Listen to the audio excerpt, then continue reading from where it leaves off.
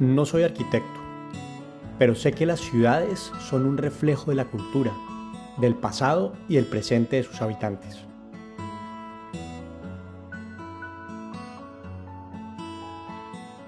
Los quiero llevar a dar un paseo por una de las ciudades más atrapantes de Europa, no solo por su belleza medieval, sino por su legado en la historia reciente del mundo. Aprovechando algunos días de sol que ha dejado el otoño y antes de que baje más la temperatura, recorrí y exploré a fondo la ciudad de Nuremberg, y en particular el centro histórico, ubicado en el corazón de Baviera, al sur de Alemania. Armado con mi bicicleta y un par de cámaras, empecé mi recorrido cerca de Erlangen, una pequeña ciudad universitaria rodeada de bosques, del río Pegnitz y del Europa Canal.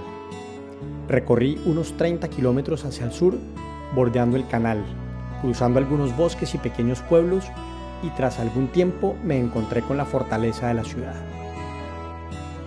La inmensa muralla medieval me anunciaba que había llegado.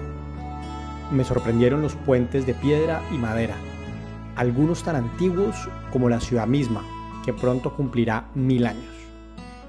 A lo lejos y arriba de la montaña vi el castillo imperial, uno de mis 2 grandes objetivos del día.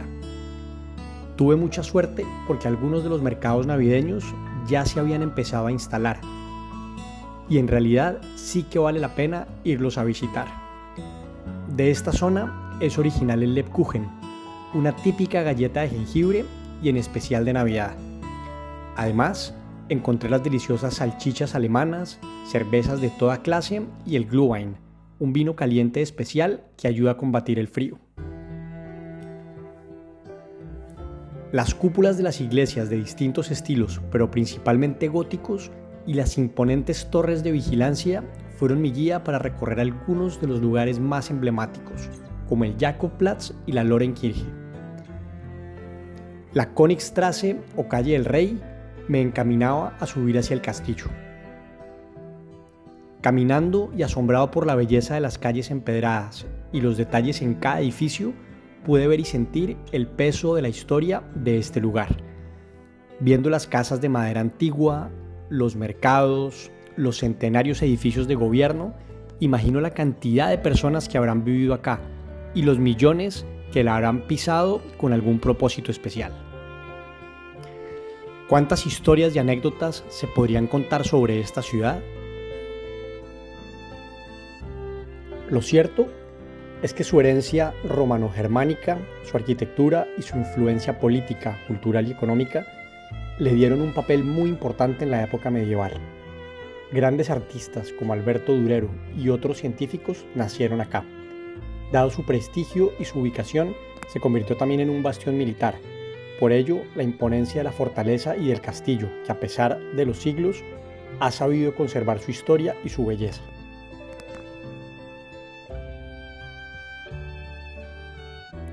Al llegar arriba, ya en el castillo, me emocioné con la vista panorámica.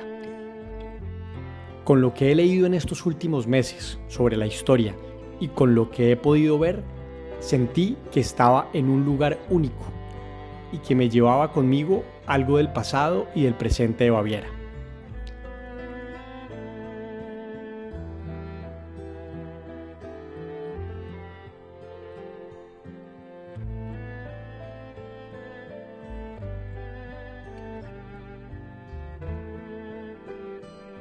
Al cabo de un rato de dejarme llevar por la vista y desde lo alto vi mi segundo gran objetivo de este viaje, el histórico Palacio de Justicia de Nuremberg.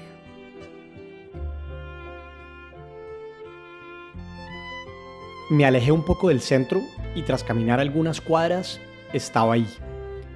Este es uno de los pocos edificios que quedaron en pie tras los bombardeos que destruyeron el 90% de la ciudad entre 1942 y 1945.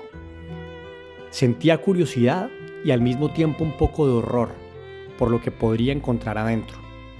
Sin embargo, recorriendo la famosa Sala 600 en el tercer piso y conectando mis hallazgos sobre Nuremberg, aprendí que en este edificio se sentó un precedente en la historia reciente del mundo en torno a la justicia que nos debería traer un poco de esperanza tras los tiempos complejos que vivimos. Así como hemos visto cosas terribles, también la humanidad ha logrado avanzar en aspectos muy trascendentes que hay que recordar y revivir. Nuremberg ha sido siempre un lugar icónico y muy influyente en la historia y en la política de Alemania. Por ello, Hitler la eligió como un centro de concentración del partido. Acá se escribieron gran parte de las políticas y de los planes del llamado Tercer Reich. Se levantaron construcciones monumentales y se planearon muchos de los crímenes que ocurrirían más adelante. Después de la Segunda Guerra Mundial, las fuerzas aliadas que habían conseguido la victoria tenían varios grandes desafíos, entre ellos decidir qué hacer con los prisioneros de guerra, especialmente los líderes del gobierno, los militares y políticos de alto rango que eran los máximos responsables por lo que había ocurrido durante el régimen nazi. Muchas voces en el mundo pedían su fusilamiento y acabar con ellos de una vez por todas. A pesar de estas presiones por eliminar a quienes eran los máximos responsables del Holocausto, en un gran ejercicio de derecho, los representantes del Reino Unido, Rusia, Francia y Estados Unidos construyeron un estatuto que daba pie a la formulación de un Tribunal de Justicia Internacional. Era un nuevo esquema de derecho que representaba no solamente los intereses de los aliados, sino de toda la humanidad, y que buscaba hacer justicia ante crímenes de agresión contra los países, condenar crímenes de lesa humanidad y evitar nuevos conflictos guerreristas y dictaduras en el futuro.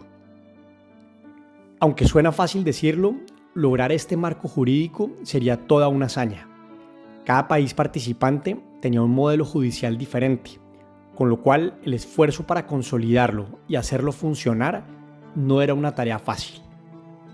Además, el juicio, para que tuviera credibilidad y validez internacional, debía evitar el sesgo de la justicia del vencedor.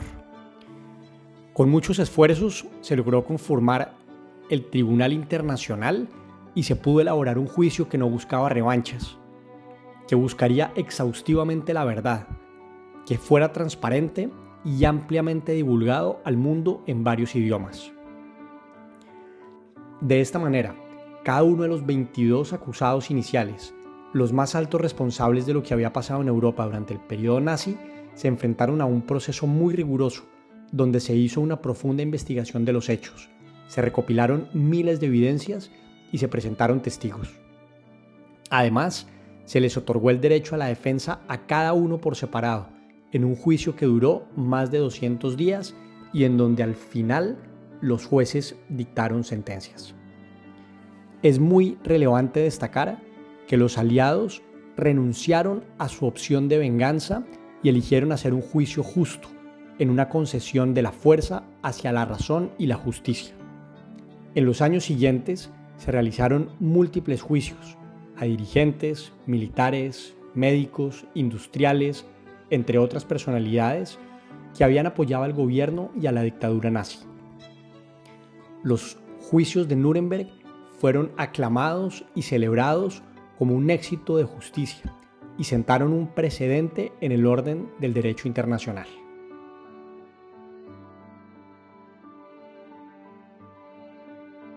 Al final de este viaje a Nuremberg me quedo con dos reflexiones. La primera, saber apreciar la belleza, hacer una pausa y contemplar lo bello de las cosas. Me di cuenta que en muchas ocasiones no valoro lo suficiente, simplemente paso de largo y doy las cosas por dadas. Nuremberg, con su historia, con su arquitectura, con su dolor y con su esplendor, me inspiró a ser más sensible, más agradecido. Y lo segundo, la justicia. Ojalá pueda siempre acercarme a la verdad antes de hacer juicios y de tomar decisiones. Evitar la revancha. Ojalá pueda siempre actuar con conciencia y proporcionalidad, intentando dar a cada quien lo que le corresponde. Con estas reflexiones y un buen Lebkuchen emprendo mi regreso. El vino caliente lo dejo para después, porque aún me quedan 30 kilómetros por pedalear antes de que me coja la noche, que a propósito cae muy temprano por esta época.